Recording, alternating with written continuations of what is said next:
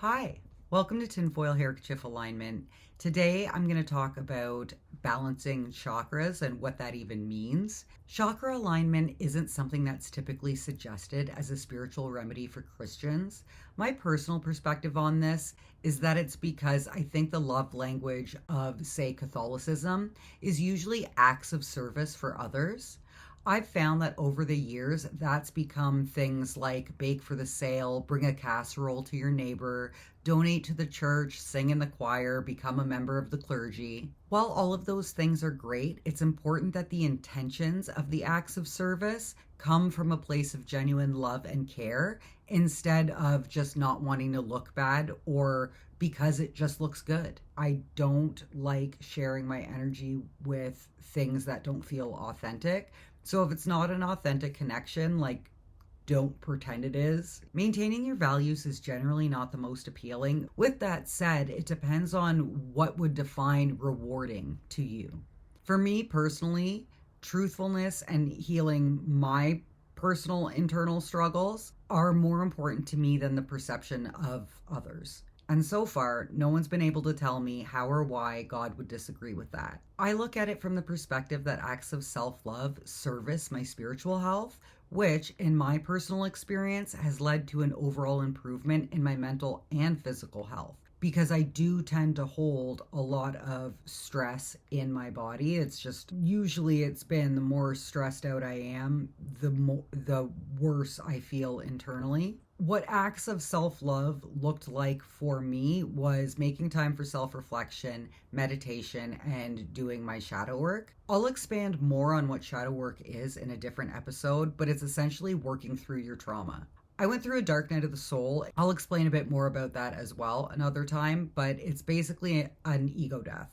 You versus your ego, which for me came when I felt like my world was falling apart. The first time. I took it all as an opportunity to look at myself honestly, and I became so dedicated to my healing that for at least a year I was doing 2 to 4 hours of shadow work every day. I'd do at least an hour after work, maybe 2 if I felt like I was making real progress. You don't actually have to spend that much time on it, and it doesn't have to be as intense as it sounds.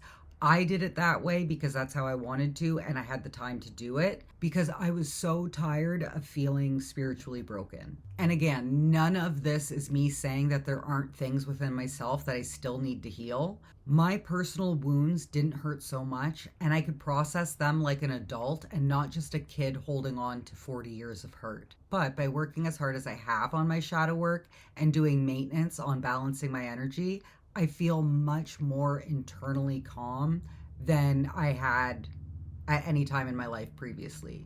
Chakras are energy centers within the body. There are 7 main ones that each have a different role within our own biological ecosystem. The more imbalanced or blocked those energy centers get, the more internal conflicts we feel.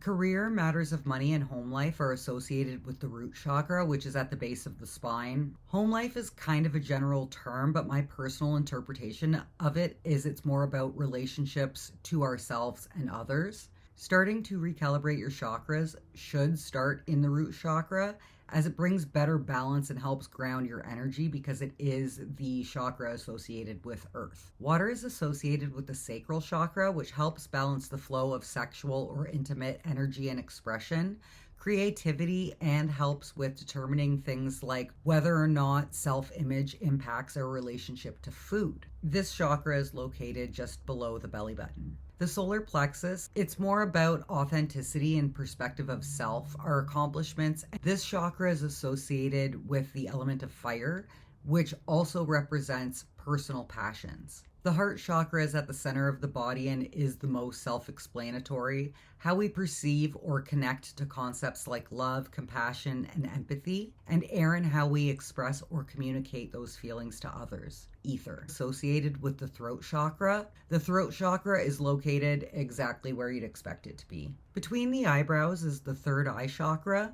Restoring a healthy energetic flow to the third eye helps improve discernment with intuition, dreams, or spiritual encounters, including detecting incoming spiritual attacks. At the top of the head is the crown chakra, representing our connection to consciousness and the world around us. Working to balance will also help prevent and protect against spiritual attacks, because I've found that recalibrating my spirit helped improve my overall self perception and how I deal with situations as they arise. Energetic attachments can also be a real thing, and I find that the best way to prevent them is chakra alignment. It also strengthens your personal auric field. Spiritual attacks attach to holes within our energy.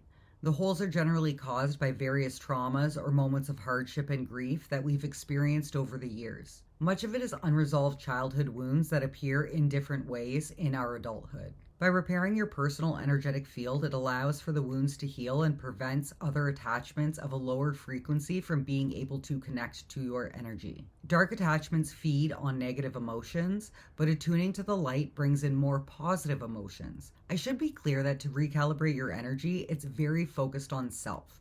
Not in a selfish way, but more in a way where you know the work begins within. Improving self improves the energy external to you. There is some overlap between chakras and bodily functions, which is why it's important to work towards balancing the whole body. Though some chakras may require more recalibration than others, I've found it's better to work in layers. The reason being, the more healed parts will help heal some of the parts that are less so to start. But it's great for personal internal reflection as those feelings arise and the energy center of whichever chakra you're working on starts functioning properly again. How chakra imbalances can impact you will also depend on your personal life experience and the kinds of traumas that could cause the blockages. For example, many of the physical pains that can manifest in the lower legs, such as knees, calves, ankles, heels, feet, toes, may be impacted by negative feelings that are ultimately based in low self-worth, fear, or anticipation. These can be good indicators of root chakra imbalances. Compounding traumas without processing the feelings that arise as they happen are how people tend to get pulled in a downward trajectory when it comes to healing.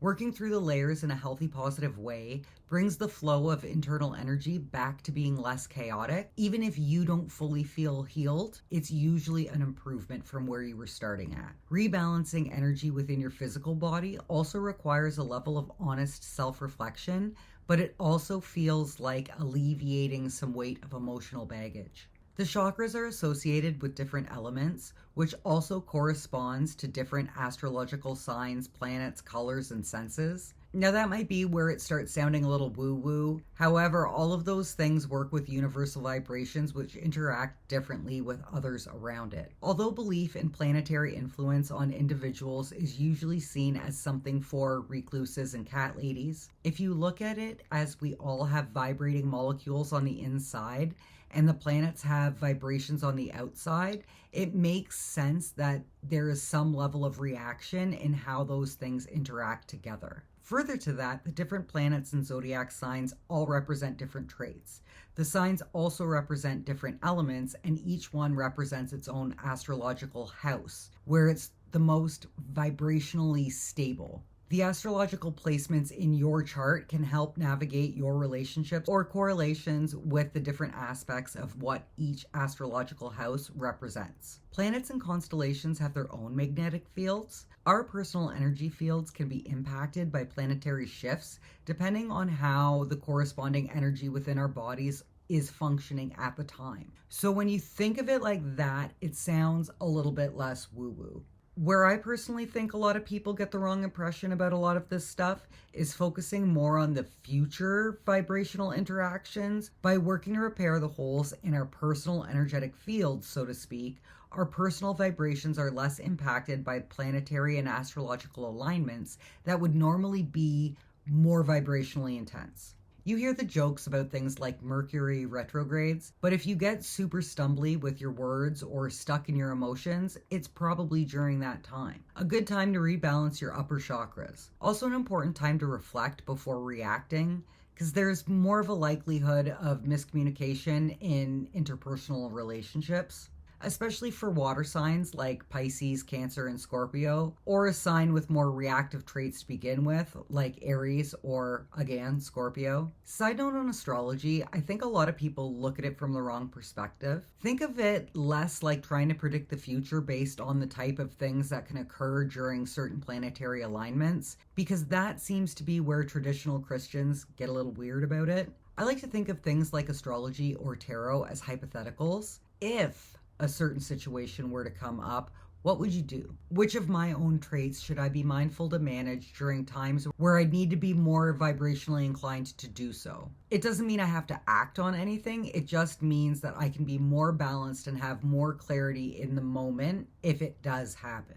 My personal experience is that focusing on balancing my chakras helped me get to a more mentally stable and less reactive or hurt space. By feeling more connected to myself and the universe around me, I felt more spiritually whole, like the type of person God would welcome back to the congregation. Now, don't get me wrong, I'm not saying God doesn't accept those who don't work on energetic alignment. It was my personal feelings of not feeling good enough to rejoin Christianity after I'd been mad at God for so long. But as I worked through balancing my energy and repairing my internal spiritual wounds, I felt more confident in my approach back to faith because I felt more spiritually aligned with the principles of faith that I walked away from than I did at the time I walked away from them, where I feel proud to say I'm Christian again and not shrug and say I'm spiritual non-religious. So this was just kind of an overview on what indicators of chakra imbalance could look like. And I'm hoping some curious Christians are interested enough to think of things like energy balancing